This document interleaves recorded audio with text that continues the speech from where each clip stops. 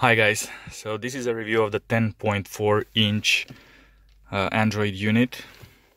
So I'm gonna start the car so we can see how the unit starts up.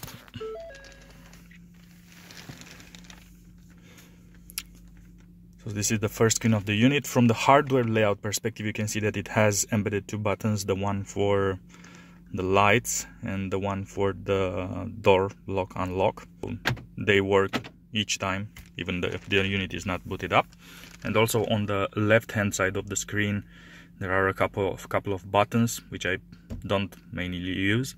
So it's the home button, the back, the volume up and the volume down, and beneath them it's a reset pinhole where you can put a needle and it will reset the unit inside.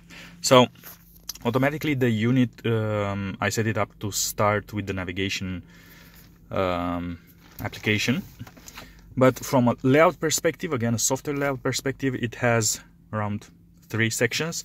The one in the bottom here, it will always display these icons which are pretty self-explanatory: volume up, volume down, and so on, home and back.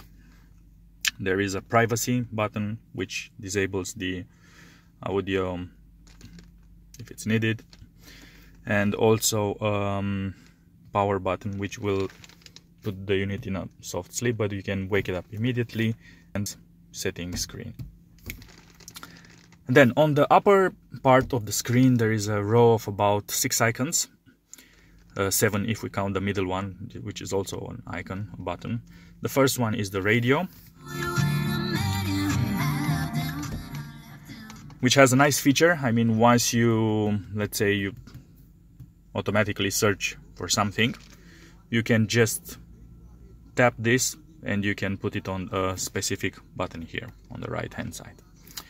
The second icon is the music player icon, but it's only for the units which are either internally in the unit. You can see that I only have a couple of them, either on the USB or on external SD card or the iPod or something like this. So I don't usually use this because I play everything either by Google Play Music or by Bluetooth. So let's go to the third screen. This is the Bluetooth application. So the Bluetooth application is mainly used for receiving calls. So you can receive them by using the buttons from the steering wheel. They work perfectly. Okay, or for making calls, something like this. So 0669, everything works okay, and then you can press call and it will start calling. Now the fourth icon is the one which is I presume for me most important. It will display the current location, and also you can search based on where would you like to go and so on, and it will use Google Play routing to take you to the destination. The GPS seems to be working okay. It doesn't have any big delays or something like that, so it's workable. And also the fifth icon, it's a player, music video player. Again, it uses the sources which are internally in the unit, either the playlist, the external SD card, or USB or iPhone Nano. So again, don't use that much often, and you can double tap to go in full screen mode. The sixth icon is the car settings one.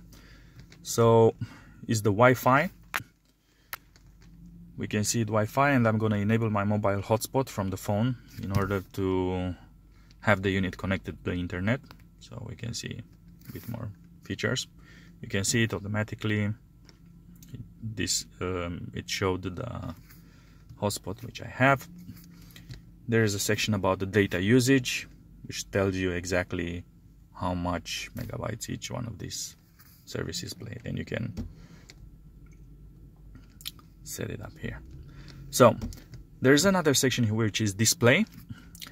It has a couple of brightness modes. It's light, dark, and auto. I always keep it on auto, so the brightness makes the screen visible in daylight.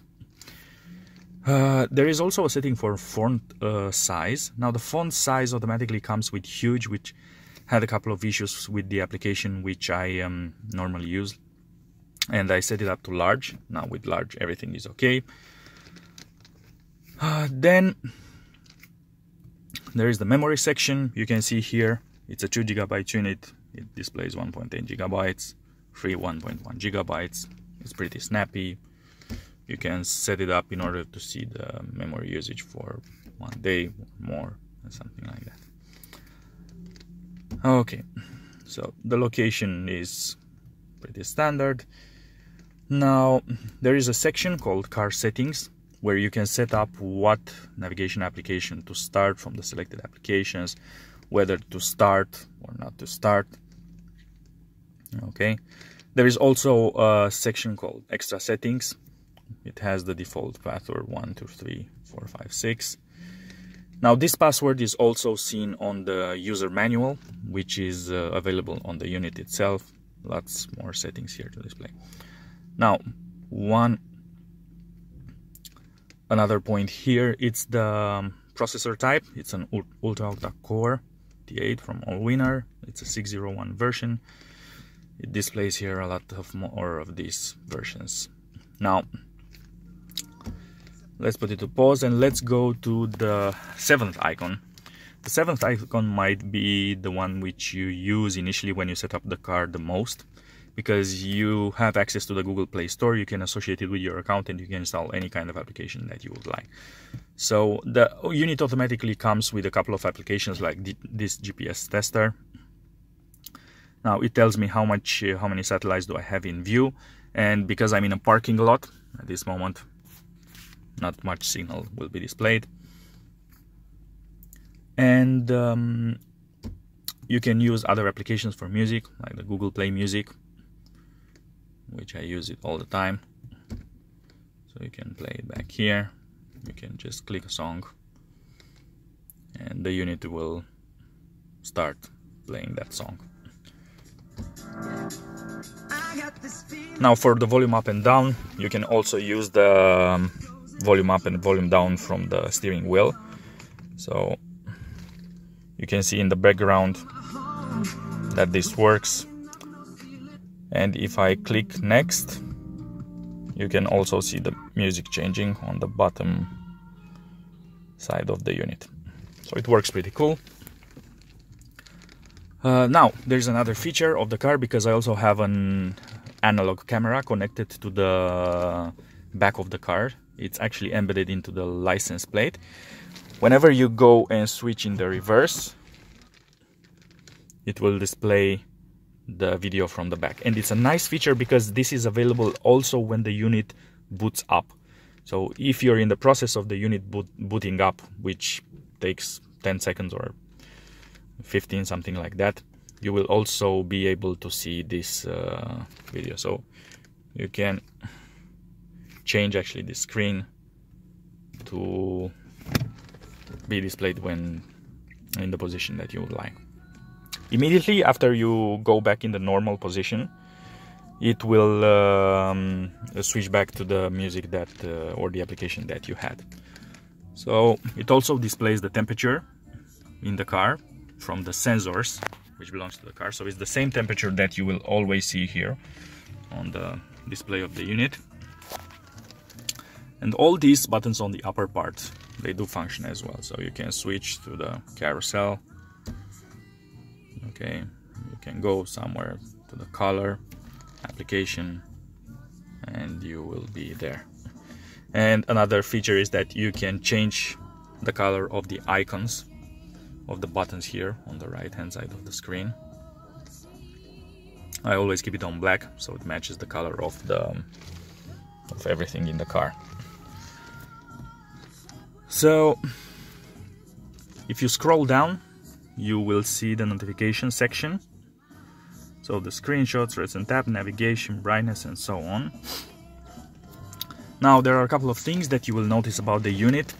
It's not using the default Bluetooth that we are used with within Android. So if you scroll down, you will see no Bluetooth section here, and also not in the settings application. So the unit is working perfectly when you connect it via the application that you have here. So it's a single app, it works perfect with this, absolutely no issues with that.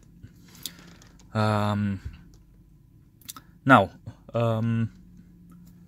there is another button here, which is these 3 ones, which automatically doesn't do anything, but you need to be in the home screen, and once you click this here, you will have the capability to switch some of the settings of the car or model selection, probably the image in the back of the car, in the background of this image. So that's about it, and I do enjoy it. It seems to be fitting pretty well with the car. There are no obvious gaps I can see, and one of the most important things which I really like about the unit is that the audio quality of the unit is pretty good. It's not exactly the quality that my car arrived with, but considering that I'm on let's say a small audiophile, I really like it. I mean, there is no strange buzzing which is present all the time or stuff like that. No, it works with a reasonable quality, so that really makes me accept it. Hope you'll have a good time, and don't be afraid about connecting all the cables in the back. They will make sense. I mean, it's not quite possible to put one in another slot or something like this. They are all of different sizes, and there is a nice diagram which shows you how to connect them. Enjoy!